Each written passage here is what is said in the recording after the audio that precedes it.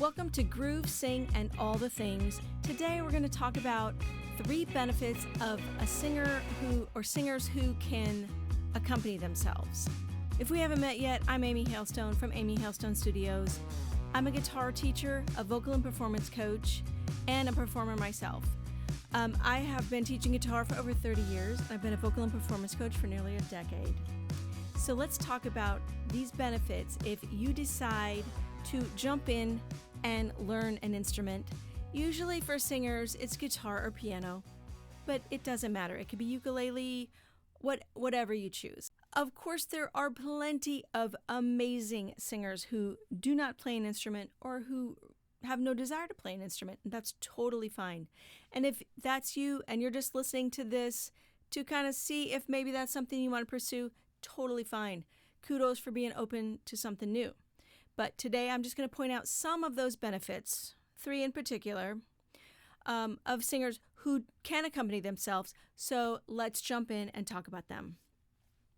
Number 1 is being able to speak musician. So what does that mean? Even if you don't always want to perform when playing an instrument, understanding the language of music and having a basic knowledge of music theory will help you better communicate with your band.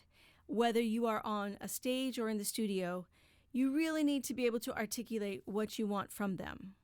So like knowing the basics of, say, how to count can help you when learning your songs, or being able to count your band in when you're on a gig.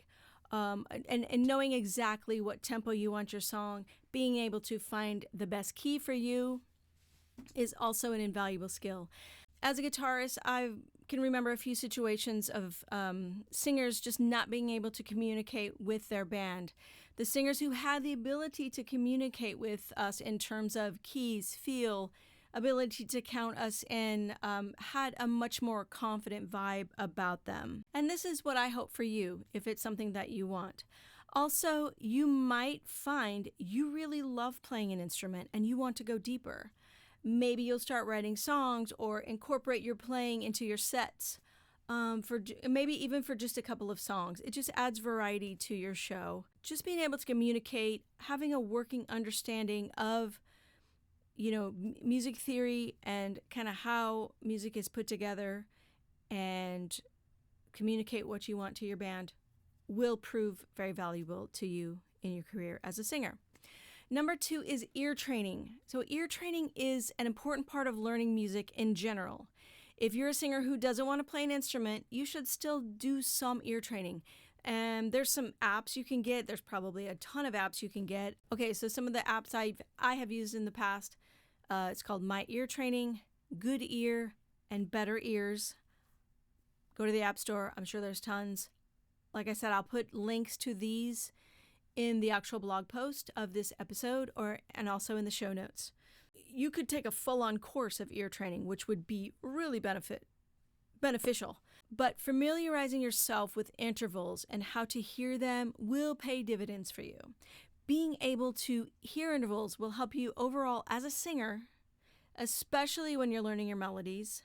Being able to pick out your melody on your instrument by ear when learning your song ensures that you're learning that melody correctly. I will add a caveat here too. I remember first being introduced to ear training in school and just being completely overwhelmed.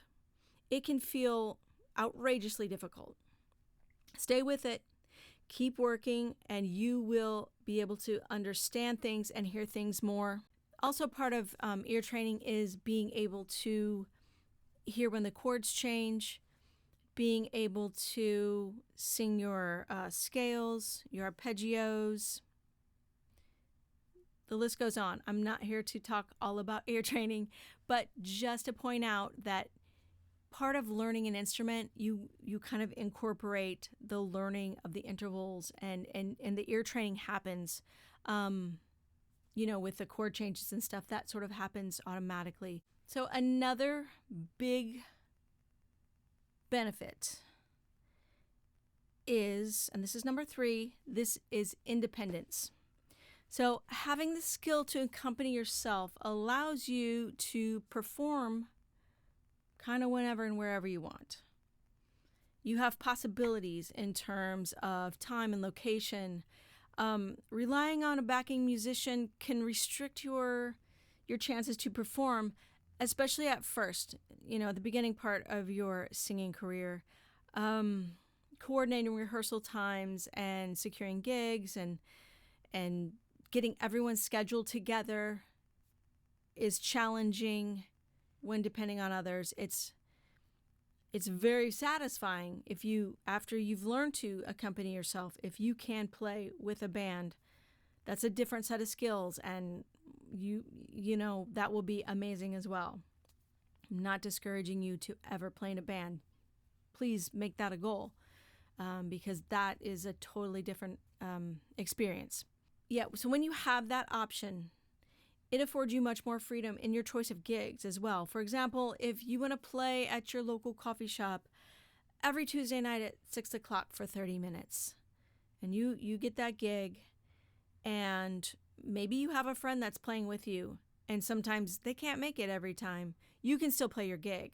And having that consistency every Tuesday night at 6 o'clock for 30 minutes, that gives you such valuable experience playing in front of others and using that skill of accompanying yourself. Here's another bonus benefit is songwriting. You don't, again, just like singing, you do not have to play an instrument to write songs.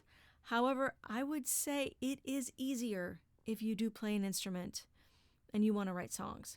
So if you're a singer who you've always thought about, you might want to write songs, and maybe you do, but maybe this would add another layer of open up like some different ways for you to write.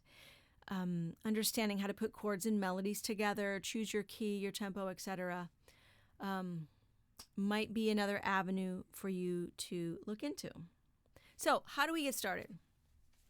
What instrument do you feel a desire to play, if you do feel that desire?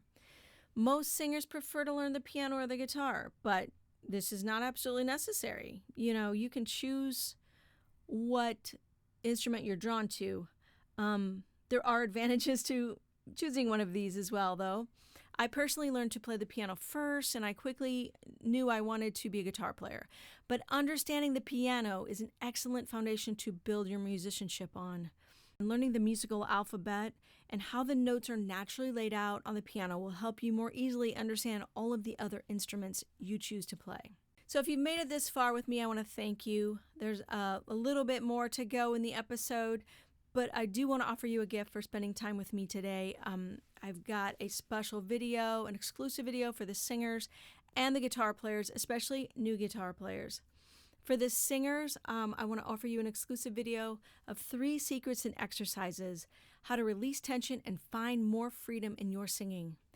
And to gain access to that video, just go to amyhailstone.com/3secrets. And for the guitar players, I made an exclusive video for you all as well, and it's called 5 Things Every New Guitar Player Needs to Know. This will help you just set you miles ahead of where you are right now. If you've been playing for a little while, you're a little bit confused on some things, on all the things to get started, this video is going to help you. If you've never played before, this video is going to help you get started. So to gain access to that video, just go to amyhailstone.com/5things. Another way to just get started, borrow an instrument. Maybe you don't know which instrument you feel comfortable learning yet. So maybe your friend has an electric piano or a guitar that you can try out for a bit to see how you enjoy learning it. Basically, I'm advising you not to spend a lot of money at first until you decide that that instrument is definitely the one you would like to pursue further. Then definitely get the best instrument you can. You can probably find one used at a great price. You can check sites like reverb.com. Sweetwater.com has a used section. You can look at Facebook Marketplace or whatever kind of things local.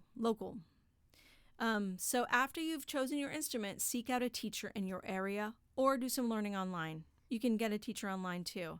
So a good teacher can just save you a lot of time and heartache by pointing out some mistakes or bad habits that you might not even know that you're learning or doing as you're learning, and showing you correct and healthy ways of learning your instrument. So the next thing I'm going to talk about is not really a benefit, but keep practicing. That's the whole thing. Whatever instrument you choose, you have to learn to stick with it. Learning to play is just like learning to sing. It takes focus and effort. It doesn't happen overnight, but consistent practice will lead you to success. So, in conclusion, if you've had that nagging feeling that you want to add playing an instrument to your singing, go for it. You'll be happy you did. There's always joy in the journey.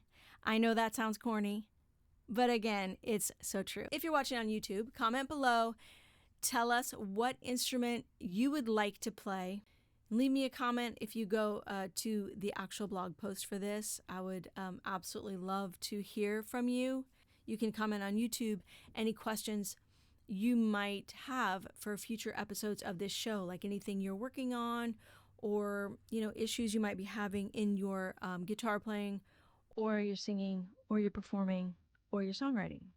Again, my name is Amy Hailstone. Thank you so much for joining me today on Groove, Sing, and All the Things. See you in the next episode.